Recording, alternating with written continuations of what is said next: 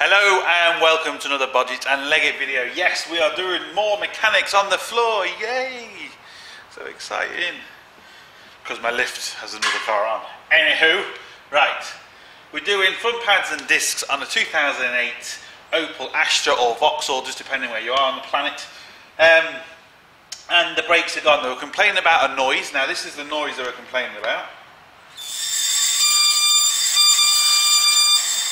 Now that is supposed to happen, believe it or not. You have a little metal clip on your brake, so you can just see it there, that rubs against the disc to tell you when your pads are low. So it's a warning device.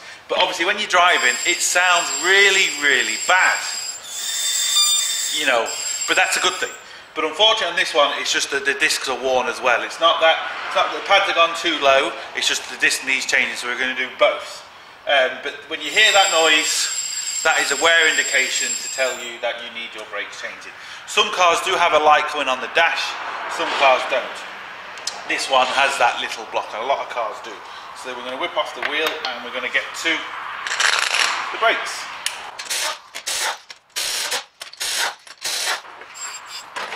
Now the camera's not going to really show it, but we have a huge lip on the disc and a big lip on the back, so the disc are just gone. But this is the little wear indicator. So let's imagine the pad was full. I just bend that out of the way. As you can hear, it doesn't do anything. Don't bend that out of the way. It is designed to do that. You don't want to do that. I was just showing you that that's definitely what the noise is. It's a really simple but yet brilliant device because it works so well. So cheap. Some cars do have like an electronic version of it where a light comes in the dash, but more stuff can go wrong with that. This cannot really fail. The only time this can fail is if someone breaks it off when they're putting the pads on, or it breaks off somehow, but apart from that it can't really fail, and it's just fantastic. So what we're going to do first is it's going to whip off this clip. It's anti-rattle clip. Screwdriver is a bit too big for it, but hopefully we'll be able to get it to work.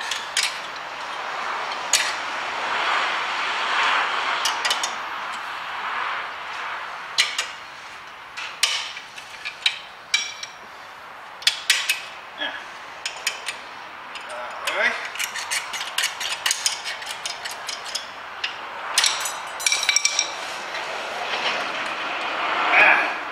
Just pull off the two covers that holds the caliper on.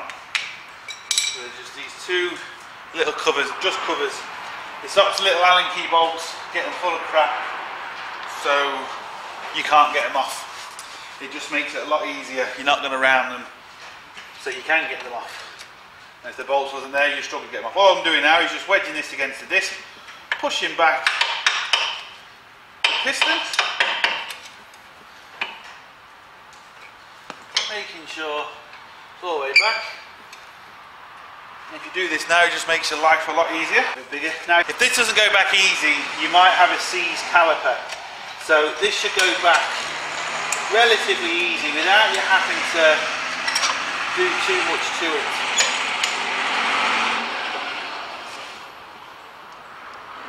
Now that's all the way back. Right, before I do that, I just need to take off this little Allen key here, which holds the caliper on. I always forget to do it, and I nearly forgot to do it there.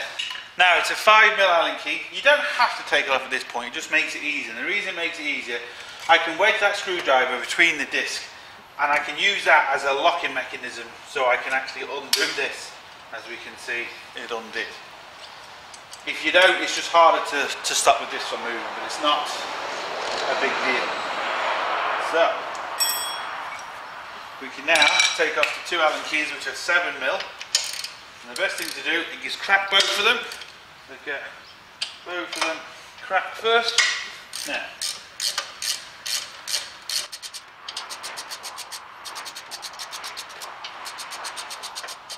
like I say with all my brake videos,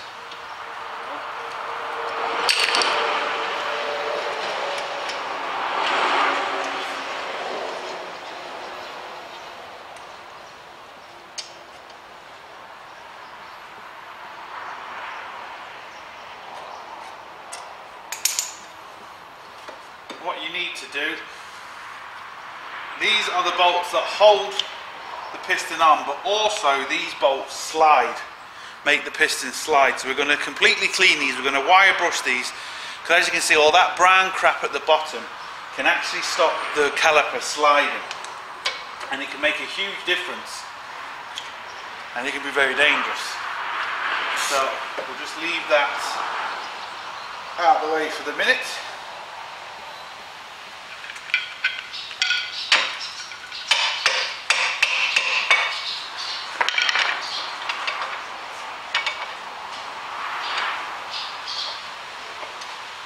As we can see, not a lot of meat left, but I don't know if you can see the huge lip that's in that disc. So that's in that pad, which is in the disc. That's why we're changing both of them.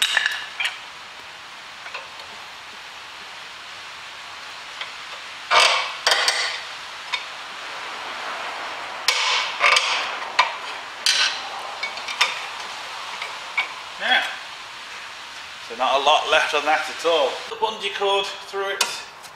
And just hook it onto the spring just to keep it out of my way. What I'm going to do now is just give it a few little hits just to loosen the disc.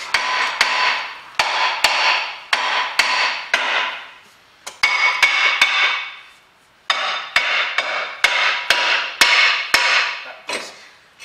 There we go. Now we're loose. Now we need to take off the carrier. 18mm 2 bolts at the back. Loosen both of them first.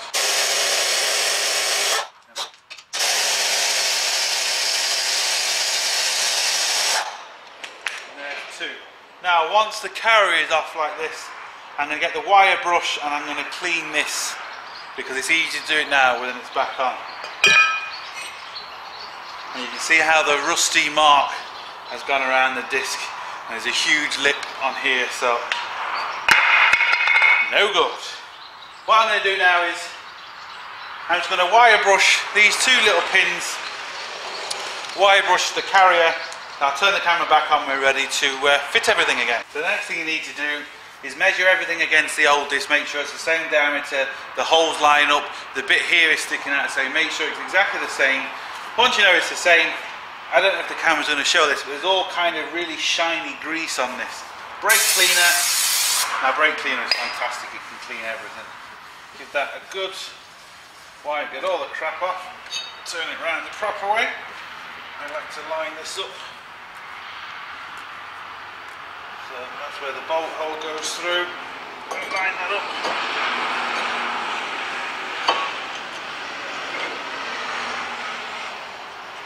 Just put that back in. It just kind of helps.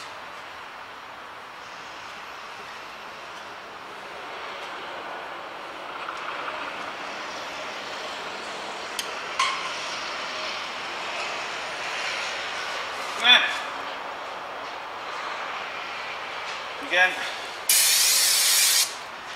more brake cleaner for you. Now I've got the wire brush out and I've cleaned this, and I'm just now going to put copper grease inside, because again, it's easy to do it now while it's in your hand so it doesn't get all over the disc. Lovely.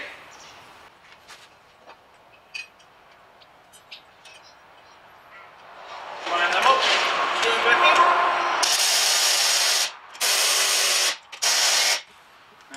Tighten them by hand.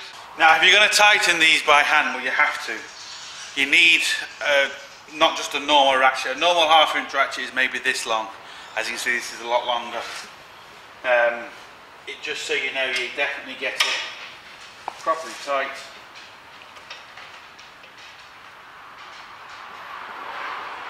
The air gun just makes your life quicker. I never tighten anything with the air gun in the sense of, I always tighten it by hand, but I just allow the air gun to shoot stuff in.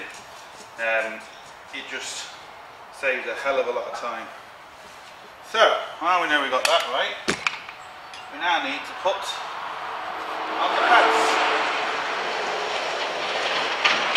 Now, again, I like just to put it on the edge of the pads first. As we can see, you've got a big load of copper grease. this, so we'll just get rid of that. Now,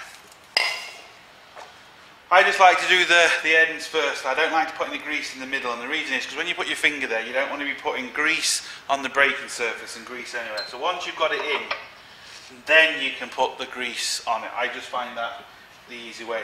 Now the thing with this one is we have to grease this one fully, because this one has to fit inside the caliper first. It doesn't just fit on the actual brake carrier, it has to fit inside the caliper. So get that all nicely greased.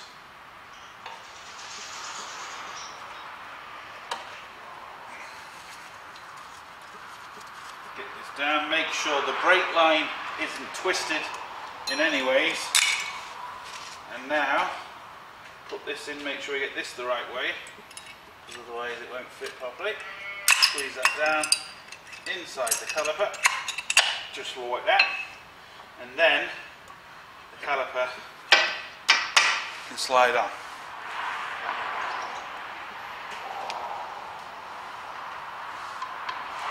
Now, you see how nice and shiny these are now. I'm just using multi-purpose grease, not copper grease, just multi-purpose grease to grease these pins up. One in and two.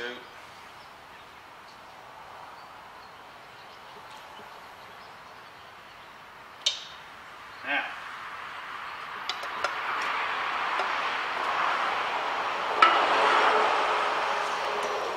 it's always good if you're ever using grease, either to wear gloves or just wipe it off your hands straight away.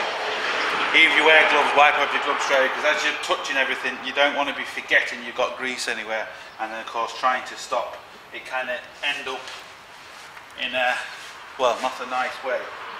So now you just need to line these pins up with the coals. Just be a bit of wiggling. Again, screw them in by hand first.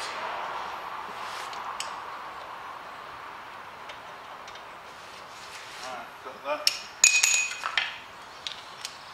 Tighten everything up.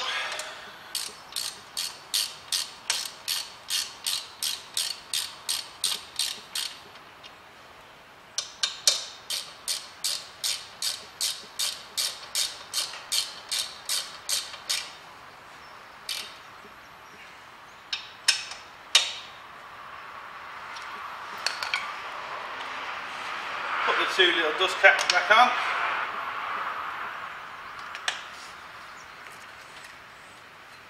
The last thing is just this anti-rattle clip, which can be a nightmare to get on. It has to go in behind there for a start, then clip on that one. Simple enough. Same thing with this one, in behind there. Now I just need some pliers.